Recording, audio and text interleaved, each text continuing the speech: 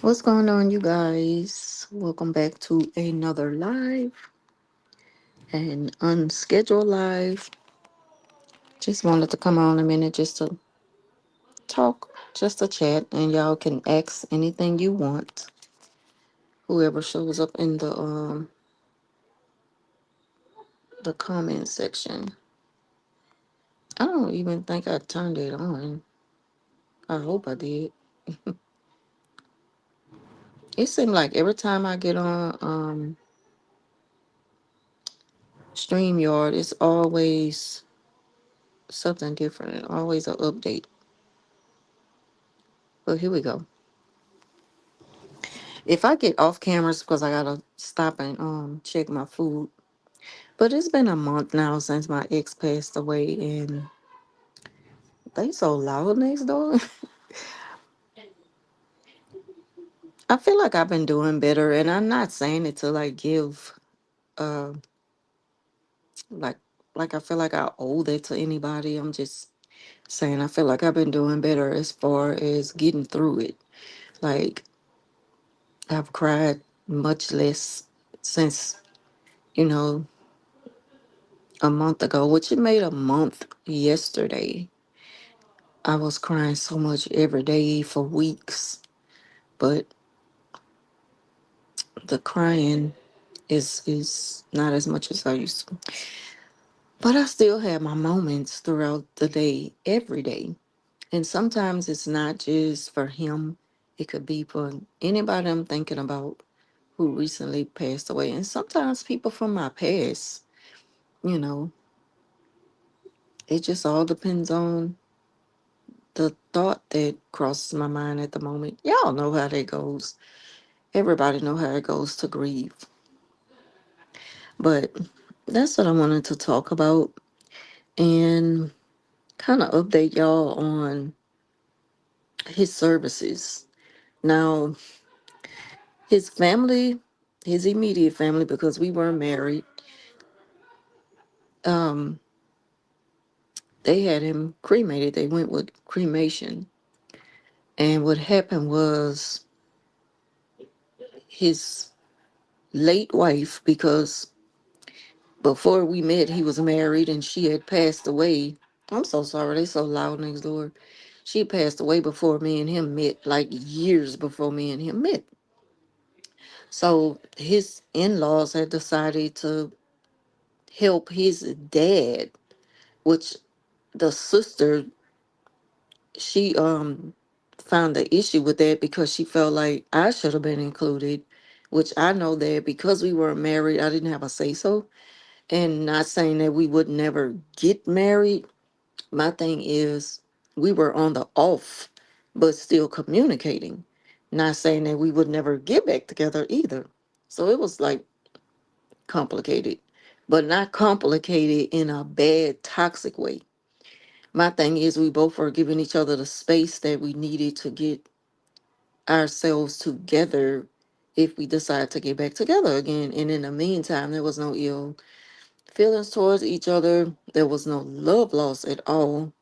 You know, just like I said, just like we never really even went on break. Like it's not announced when you go on break with somebody, it just happens. So, you know, that's how it was with us leading up to his passing. And me always been a private one, and him too. I only share bits and pieces of our relationship on social media, mostly Facebook, which is why a lot of people probably thought I was single, probably thought he was single, and if I hadn't tagged him in things, people probably wouldn't know that he was in a relationship anyway. I never changed my status on Facebook. He never changed his because that just wasn't a big deal to us. Like I never really care about stuff like that. Even if I was married, I don't think I would care about changing it to married because if someone was to approach me on there, I know how to handle it. The same with him, I would hope. I cannot speak for him. Couldn't speak for him then, can't speak for him now. But yeah, people that knew us knew that we was together. My thing is the hardest thing with me dealing with grief as of now, a month later, with him in comparison to my cousin's passing is that, again, she checked herself into a hospital. She tried to stay alive. It was her time to go. They tried to save her. And with him, it wasn't nobody there to help. My struggles have been like regret, and I don't know why I have regrets. Um, because I felt like I extended my. I always felt like when we were good, on good terms in a relationship, even though we wasn't on bad terms when he passed, that I always overextended myself to him. I poured into him way more than he did with me. And that's why I just, for the life of me, can't understand why he didn't reach out to me to tell me something like that in the very end of his stages. That's what I've been struggling to understand. And that's the thing that's been hard on me, is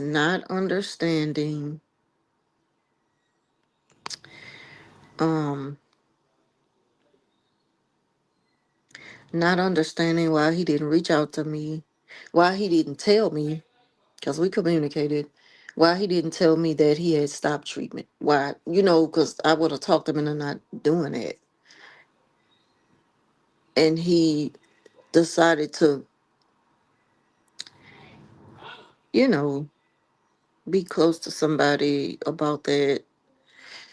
He decided to share that with somebody who he never had a relationship with. I just don't understand it. And in my mind, I've been thinking of reasons, but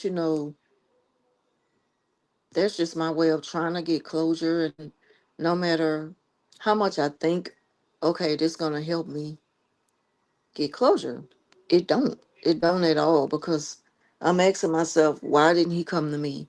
But then I'm coming up with scenarios like, well, he know that I worked early morning, so he probably didn't want to call me late at night. And I know him, he would think like that, but at that moment I wouldn't expect him to, like, not make me an option. I don't care about he knew that because of things we went through in the past dealing with his health. And we were talking leading up to him passing, but why wouldn't he share that with me? I'm wondering, did he tell her not to tell me? So that's been my struggle, dealing with losing him.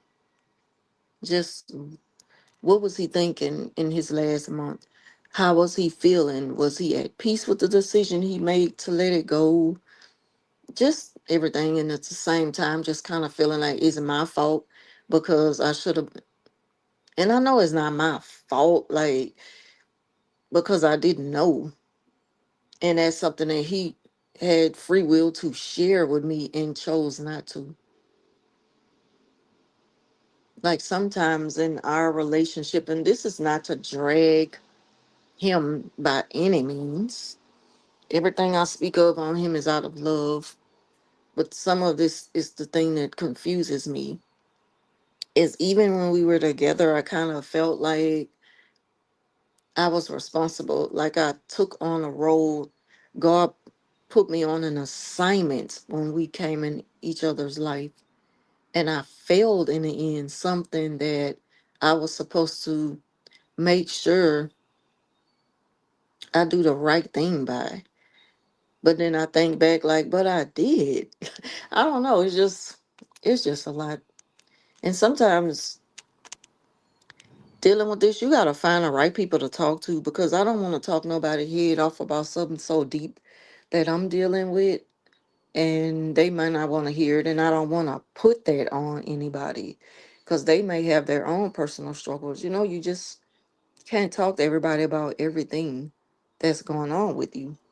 But I just felt that I should update y'all on everything dealing with grieving right now. But again, it's gotten easier over the last couple of, well, I'm gonna say a week or so. to be exact. Again, not I don't cry as much as I was, but I still think about it first thing in the morning, last thing at night, and all throughout the day. Um, I'm able to focus a little bit more than I was because I noticed at work how I had started missing out on things I was supposed to do, dealing with my paperwork. And I caught all of that this week. Like, dang, how did I miss, And it just lets me know that, well, you did have a lot on your mind. So I just went back and covered spaces that I just completely skipped over. Like, your mind be all over the place when you're grieving. And so does your appetite, because I think I've only been eating like once a day. I went from eating once a day to now just kind of forcing myself to eat kind of late morning and then late afternoon. And not even trying to fast or lose weight, but I am, but not in an unhealthy way. I still make sure that I put something on my stomach. Sleeping, I sleep good. Excuse me. I've been sleeping good ever since he passed, actually. I think it's because, like they say, when you cry a lot, it helps you sleep good. So, I get through the night with a good night's sleep ever since he passed. But it's just like if I was to wake up to go to the bathroom, it's on my mind. And I start crying until I go back to sleep. So it's like the crying helped me sleep through the night. These glasses get on my nerve. These are these pharmacy readers, and I like them, but it's like they got this curvy part that's like right before it get around the ear. It's just getting on my nerve, and it squeezes the mess out of my head. Have it kind of sore right there. So I take breaks from readers because I'm waiting on my prescription glasses to get repaired, and I don't know how. I ain't even took them in yet. Talking about I'm waiting on them to be repaired. How they gonna be repaired? They still sitting in the purse. But yeah, that's pretty much all that's been going on with me over the last month. Um,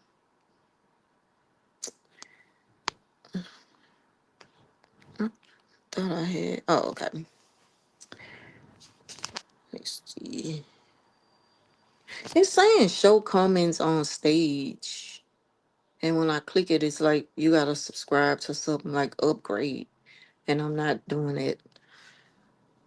I'm not doing it at all until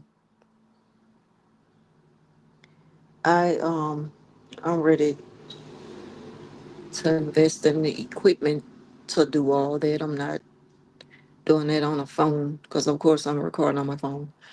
But yeah, but again, I say ask away if y'all have any questions about anything, even not pertaining to grief. Um, because I'm pretty much an open book on most of my life. But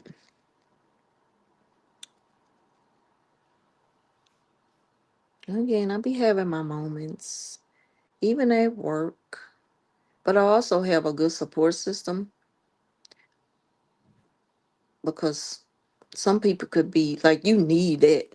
Because some people could be so just unconcerned. Not saying you need them to be overly concerned, because I don't like that either. But it's good to know that you got somebody that cares. And what I mean about overly concerned is like if I post something, that may be my way of getting through the process.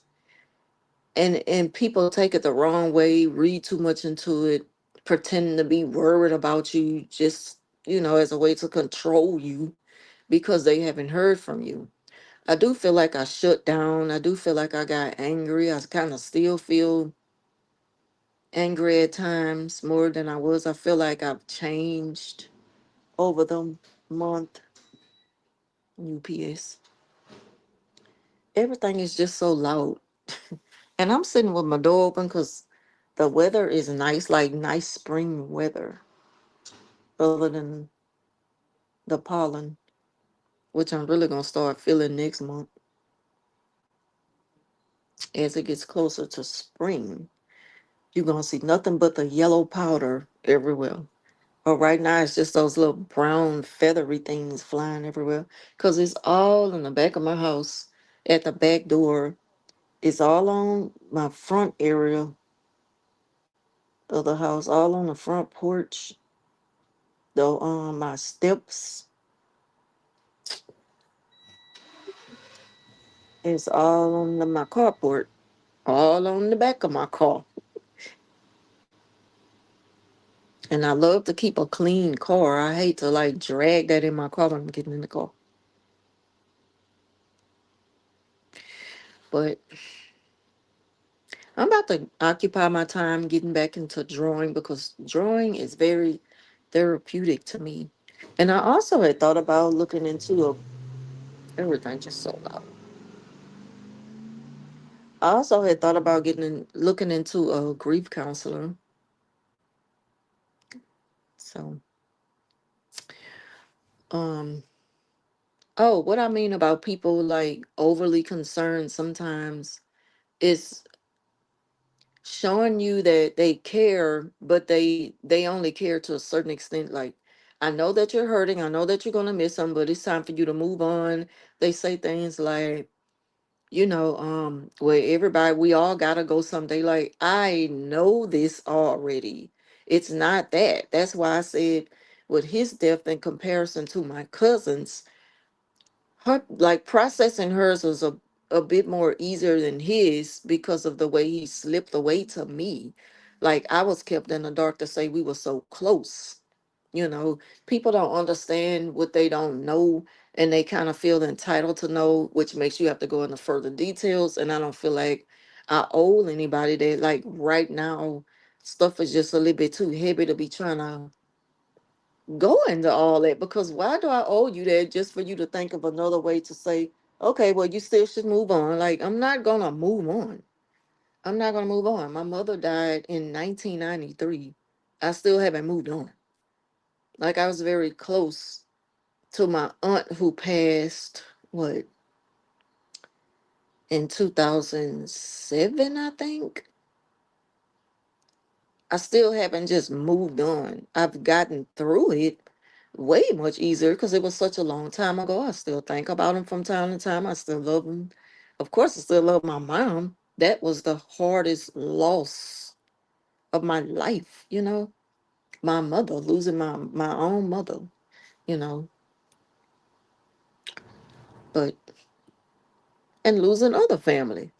But the thing about it is, I hate when people think that they're gonna rush you through a grieving process. Like, why are you expecting me to do that? Why are you expecting me to just go back to normal for your own selfish reasons? I even had to tell my daughter, like, don't expect me to really like show up and be there and extend myself right now, like as far as babysitting or any of that. I just don't have it in me. Like, I don't. Not right now. Even right now, as I speak, I just don't have it in me. I'm gonna visit my grandbabies when I'm ready, when I'm in a good spirit and a good mood to be around them without carrying that on me so heavy. And it might be brief. It's gonna all depend on how I feel in the moment. But they know it's nothing personal. I just had to let them know first. Just don't expect to see your mama the way you used to. And they pretty understanding. And I know it's hard on them because I'm their mama, and they're my babies. I miss them. I miss being the way I was. I miss planning things to have them around with him in my life. Like, I just feel like it's such a change, it's such a shift now to where I gotta go into the new normal and just accept things for what it is, which I will. But I just need that time. And I need people to understand you're not going to rush me. Um, I don't need anybody to throw out advice as a solution, a quick solution, because there is no quick solution as to grieving. The process is going to be on my time and my way. It's my journey. It's something that I got to go through and go through alone. Grief looks different to everyone, including me, you know. And until you've gone through it like me, even still, you might handle it different than I do, you know. So it's like, just don't expect nothing out of nobody. Just be there. Just let them know I'm here. That's all I needed, you know. I'm here to check on you. I'm not going to press you to be a certain way, because it's just so much to it. It's like I find myself feeling guilty for wanting, or even just thinking about doing something that I used to do before it happened. Like, or laughing a little bit too much at something. Outside of my YouTube videos and, my content, because that was a world that was so outside of me and him. Like, that was my getaway just from everything else. I separate that from my personal life, you know. That's why nobody knew that we were together. I think I mentioned it back in 21, but I didn't even want to mention the fact that I jumped into a relationship with this person because that's what they wanted. I already felt like, let's take our time, because what's the rush? I was single for the last 10 years before you came in my life. So what are you rushing for? Let's take time and get to know each other. But I gave that to him, you know. And I had my regrets in the beginning once things started to take a turn that I didn't like, feel comfortable with, and we both took a break then. And then we got back together. So my thing is, um, it's just something I gotta go through my way. And just like people say, you just gotta take it day by day. And you really start to see things different and understand better when it hit close to home. Because other than that, all you could do is just imagine, and you don't even want to. But again, his sister, she called me last week. She was like, we went with cremation. Well, his dad and his late wife. And she was like, but I felt like the way they did it was very sneaky. I don't know why they rushed. My brother just passed, and it was just way too fast to decide how they want to do stuff. Because, of course, she was like, I haven't processed it. And she was like, but I am planning to do a balloon release. And I want you to help me with this and help me with that. And while she was talking in my mind, I'm like, I'm not gonna be a part of it. I can't. I don't even feel like I should. And I was telling her, I don't know if I'm gonna be a part of that because I got so many questions. And she was like, no, why? I'm gonna need you because I'm just all over the place. This is a lot on me. Like I just lost mom 3 years ago, their mother. And she was just like, I really need you. And I was saying, because I just got so many questions. And like I need the closure before I say, okay, I'm ready to have a memorial for him. But if that's what y'all want to do, being family, being the siblings, do that. You don't even need my permission for that. I know that she wanted my input and she wanted me to be a part of it, but I don't feel comfortable doing that right now because it's so much that I just can't process right now the right way because I don't have the answers I need. And those answers, she hold all those answers, and it's hard to ask her. Even though in my mind I'm like, I can't wait to ask her this, I can't wait to ask her that. But once we get on the phone, while she's talking, the sympathy in me just takes hold of the conversation, and my mind just go out the door. My heart is in it. Even though my mind is telling me X, she owe you that or whatever. I don't know. I just wanted to know, how was he feeling? Was he happy? And she started to sound frustrated, like, I already told you what happened. And I'm like, no, I can't talk. See, I can't talk to you because you're kind of letting me know now that you only called me just to kind of check my temperature and see, is she still on this mad thing, being confused and blaming me for not reaching out to her much earlier, way before he passed? Because maybe I know she would have, been able to save him, help him to stay alive, talk him into going back to treatment. But what you're not gonna do is try to play me into being a part of something. Like, he's not just gonna be no quick memory to me. Like, no. And that's the part that makes me angry. Death is permanent and we can't do nothing about it but accept it. But there is ways of processing it once you get the answers you need, you know? And I know grief counseling is a way of helping me process those answers so I could get through this, you know? Oh, and I want to clear something real quick. Kitty was not my sister. We were not twins, even though we thought we were twins. That was my cousin, my favorite cousin. Um, and Lynn, his name was Lamar Lawrence. He was not um, a narcissist. Traits here and there, but all of us are capable of having traits. If anything, what I will see out of him, which I was very vocal about on here, and I'm not ashamed of, I don't feel bad saying it, because he, y'all, he was even in I changed after years of having his name in my phone with a heart and a lock. I changed it to DA for dismissive avoidant. So I just started to see so much of it in him.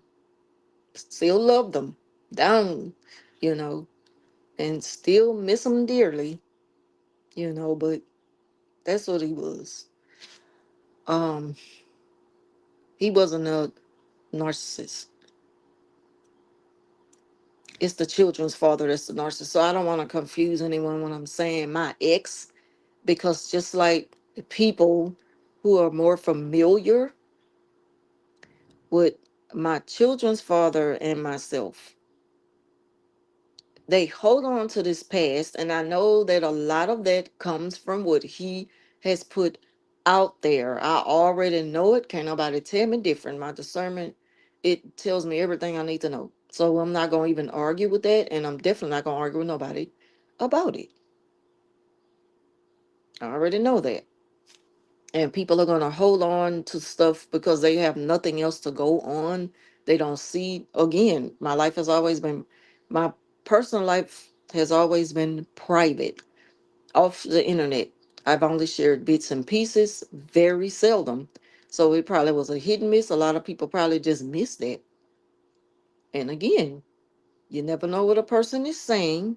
I'm not going to exclude the fact that he didn't. He did. I know this from what I've been told, um, from males and females.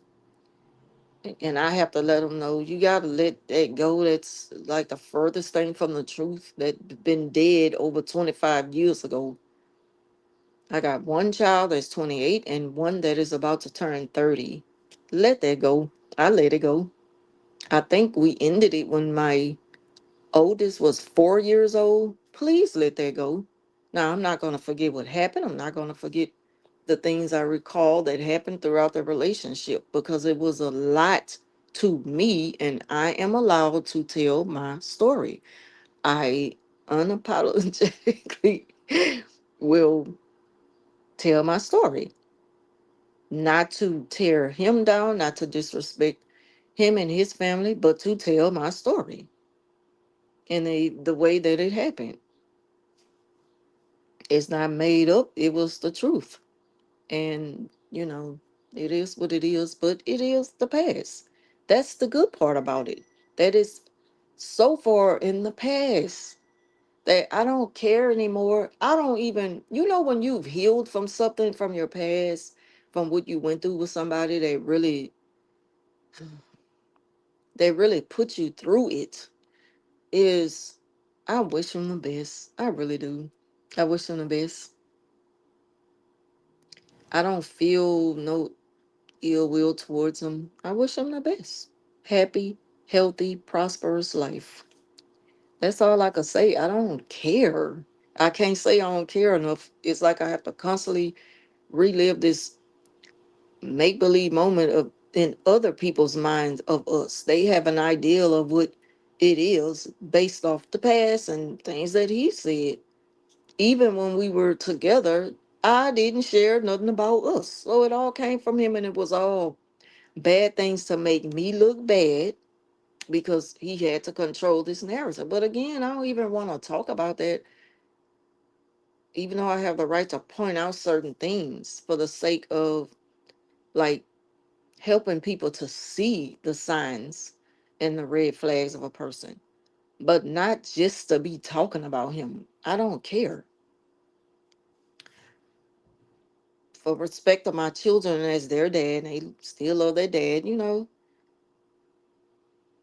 like, why keep reliving those moments for other people just because they have a hard time letting go and accepting what's new?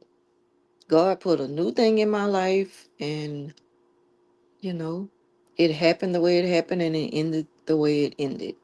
But that still don't change the fact that who I was with in the past, very, very, very, very long time ago, that still don't change the fact that that happened.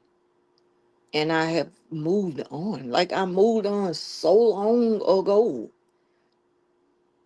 And I say I was single for 10 years before I met Lynn. I really feel like I was single way longer than that. Like, that's just how far removed I was from what I had in the past. I was never in a serious relationship again until like 2002. I mean, not 2002, because we were still off and on.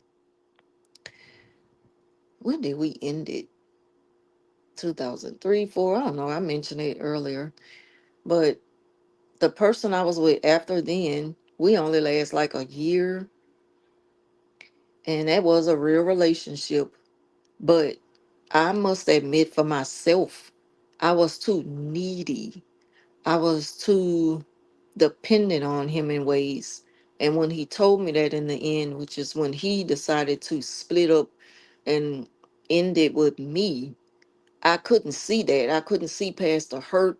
I just couldn't see, like, what are you talking about? How could you claim that I need you too much? Like, I work. And he was like, even though you work, it's just like you still just drain me. Like, he told me the toxic traits he seen in me, things that I couldn't see in myself. And I just decided, I'm not going to take a chance at love again. I'm just gonna do me. And that's when I started going out, having fun, wasn't thinking about a relationship, wasn't taking nobody serious at all. People came and went. And that's all it was. My heart wasn't attached to nothing but getting money, constantly elevating myself, constantly upgrading myself you know, from like just going to a better place. Everything was just getting better and better for me. And I just wasn't focusing on a man until Lynn came in my life. So that's why I don't like people to just assume, like, I hate that.